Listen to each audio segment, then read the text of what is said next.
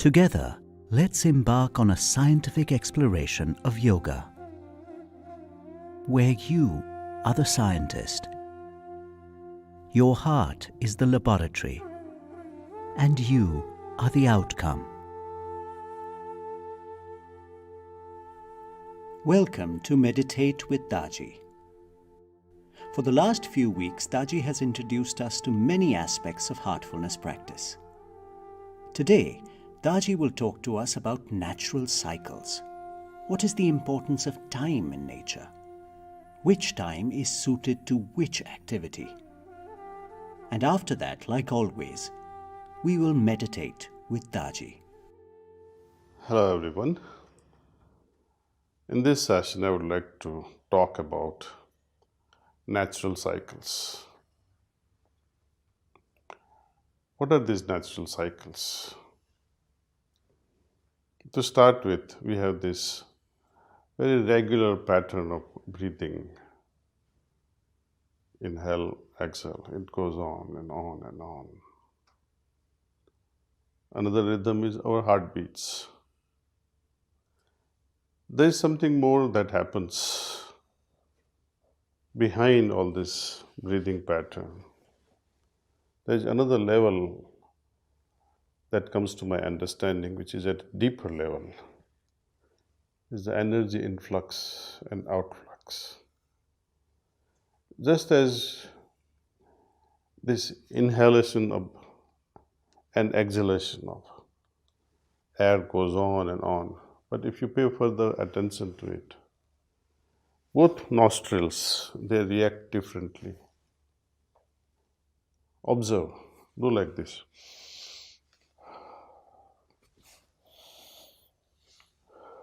One of the nostril will be very smooth.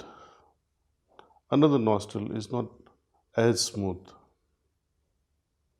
After 2 hours, if you would check, maybe it's the same, maybe it's different. But certainly, there is a difference between night and day. This is based on our millions of years of evolution. Our genetic predisposition is geared towards reacting to solar cycles. During daytime, our genetic pattern is predisposed to a certain level of breathing and activities. Our activities, few hundred years back, thousands of years back, many centuries or millennia back, our forefathers had a specific routine of life based on this daily sun movement. Most activities were performed during daytime, nights were for rest. So body acquired this rhythm of activity and rest, day and night. At night time especially, when our system needs to rest, there is a special pattern of the breathing movement. It will be mostly dominated by the left side breathing during night time. And during daytime, it will be dominated by the right nostril. Out of 10 times, I assure you, 8 times you will find during daytime that your right nostril was more active than the left. And this game changes at night time. Likewise, the energy movement, influx, when you close your eyes and see whether you are emitting energy or receiving energy, and you check yourself again after a few hours and see what has happened. So this body emitting energy and receiving energy, this cycle will also go on changing. And if you are able to observe and correlate things, when does this thing happen? Then you will understand that this also follows a breathing pattern. And this breathing pattern follows the sun cycle. When this cycle is disturbed at a physiological level, most of the time when I'm supposed to breathe through the right nostril, dominated, then most of the time when my right nostril is dominating during the daytime, it's okay, this is natural. But instead of the right nostril, if my left nostril is very active for most part of the day, then something is not right with my health, I think. This is how ancient yogis used to predict their day, that it is not so good today. But let's not go into that much of details because this is again a matter of research. But for your interest, I have shared this, and let us all, I think, contribute towards this particular research, collect as large a data as possible. Now, when we breathe through the right nostril and when activities demand certain level of physiological and nervous system responses during daytime, which will be different from responses at a physical and neurological level at a night time. We are used to sleep at night time, and this pattern is going on and on for the last few millennia.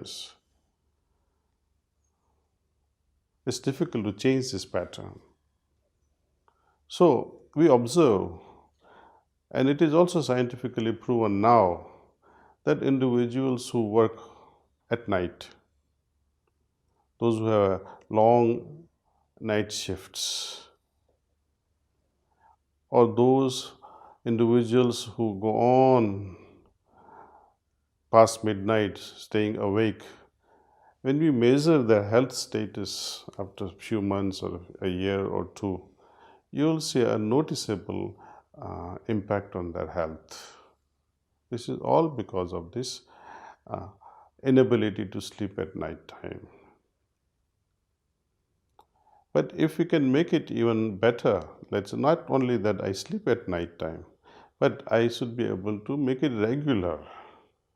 Then it has a greater benefit to our health.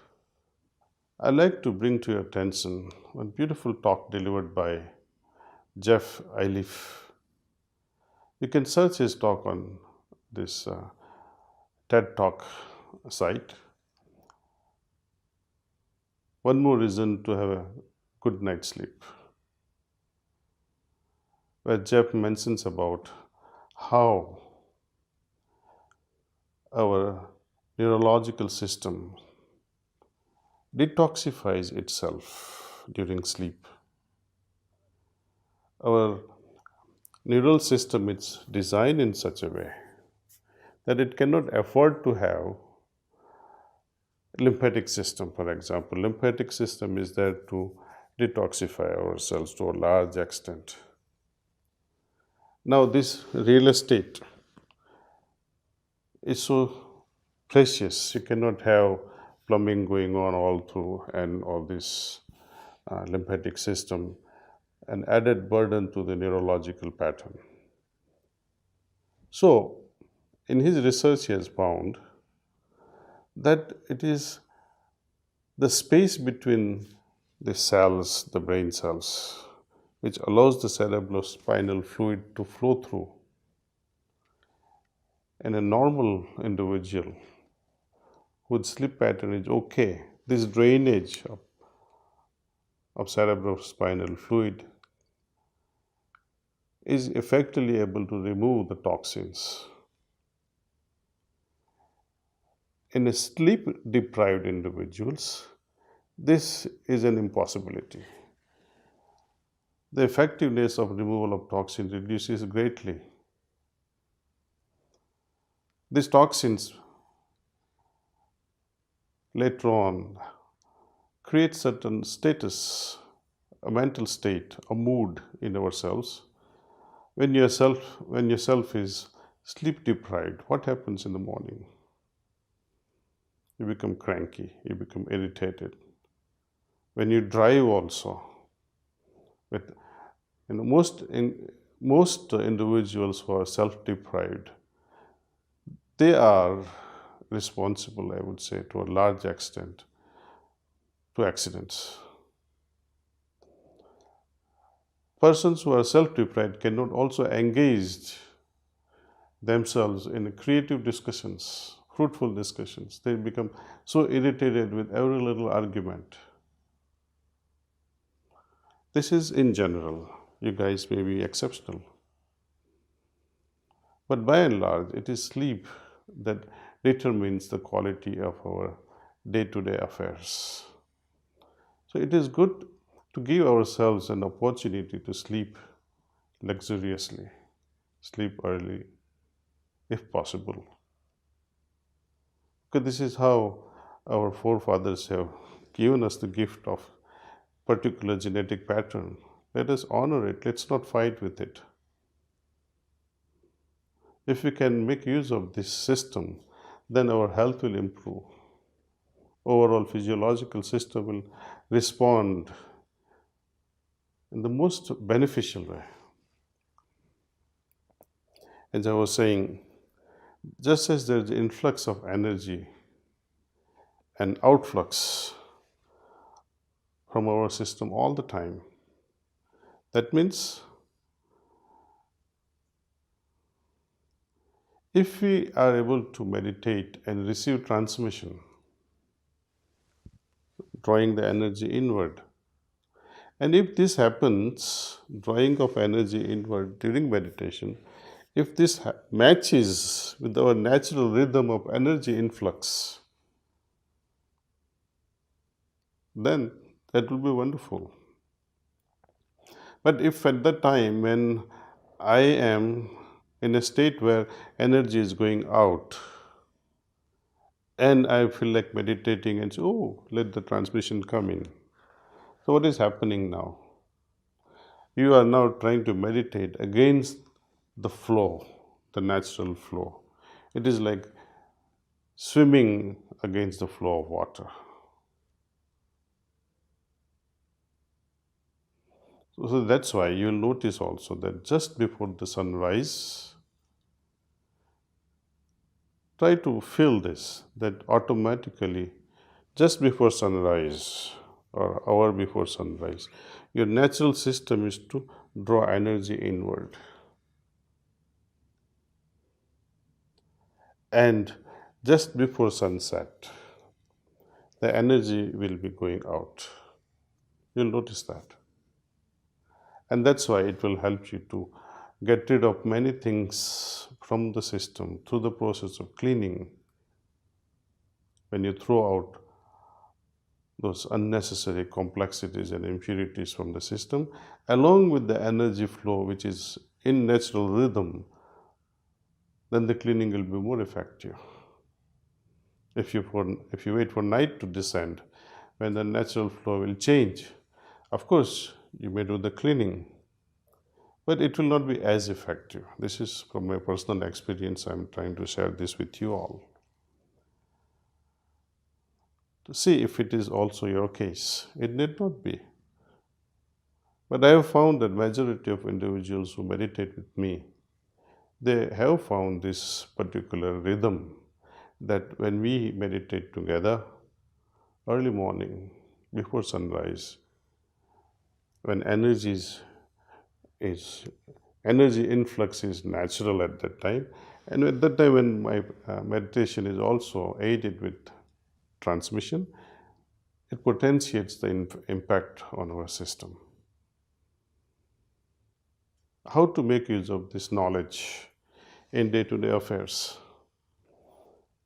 Let's say, during daytime, when my right nostril is supposed to be dominating, all our daily activities, which is requiring strength, hand movement, leg movement, and you're always on the go, it is a sympathetic response. Nighttime, you need a rest.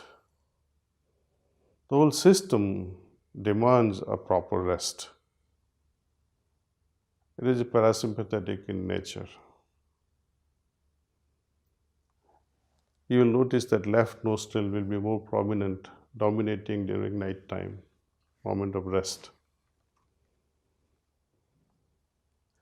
What happens when you're angry? It's a sympathetic response. What happens when you are so much having fear, anxiety, to the extent that your heart starts beating faster and faster? Sympathetic response, which is related to the right nostril. All sympathetic responses, you can say safely that the right nostril will be predominating at that time.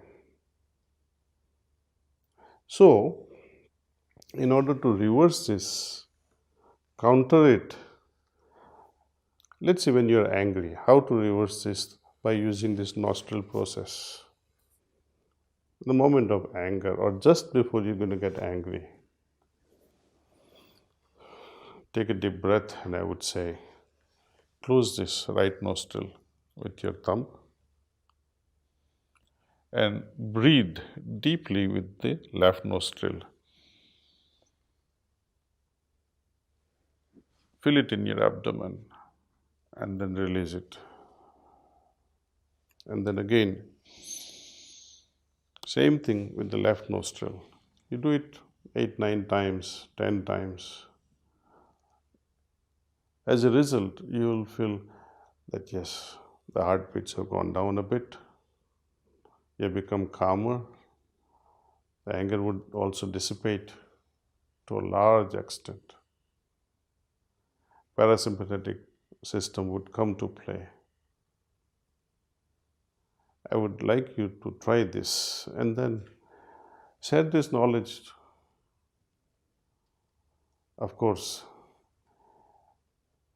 I would also like to say that people who have anxiety disorder, of course, you need to consult your physician, take their advice and implement as needed. If it helps, fine. If it doesn't help, just drop it. Now, let's all meditate with Daaji. You all know how to meditate, and perhaps some of you do not really know how to meditate in joining us for the first time.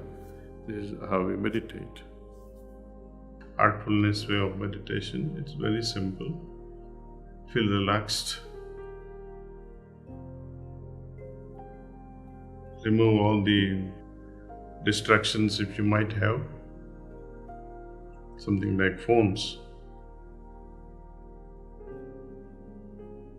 And focus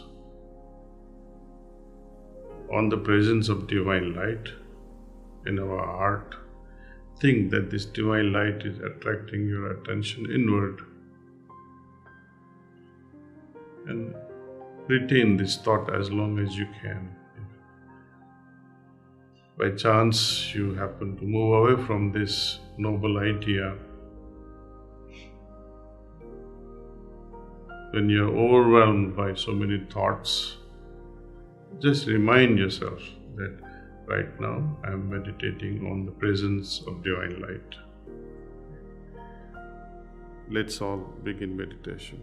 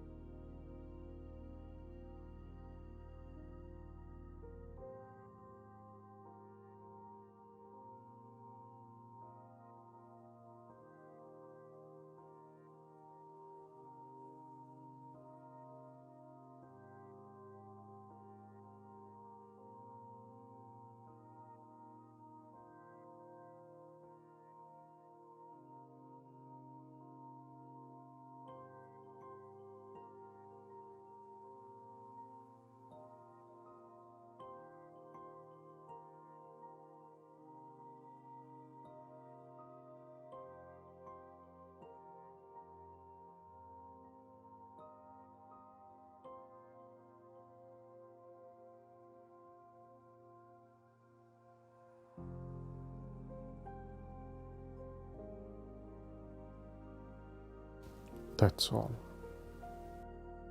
Please make a note of how you felt. Let's write our observations. You have been meditating with Daaji for a few months now on Astha Bhajan channel. We would like to present a few very useful books that Daaji has authored and published, so that you can read and enhance your understanding and make your spiritual practice better with each day. The first of these books is The Heartfulness Way by Daaji and Joshua Pollack. As we maneuver the many demands of a stressful lifestyle, we often sense challenges that seem difficult to overcome on our own. How do we find the wisdom, strength, and courage to be able to keep our balance and handle inner turmoil when things spin out of control?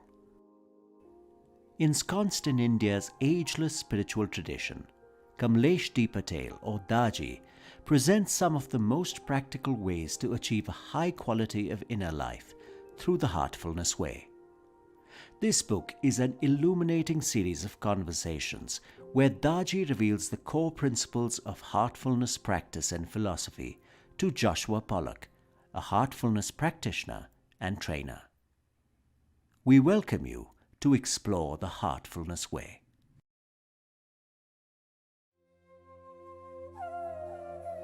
Thank you for joining us on this episode of Meditate with Daaji. See you again next week.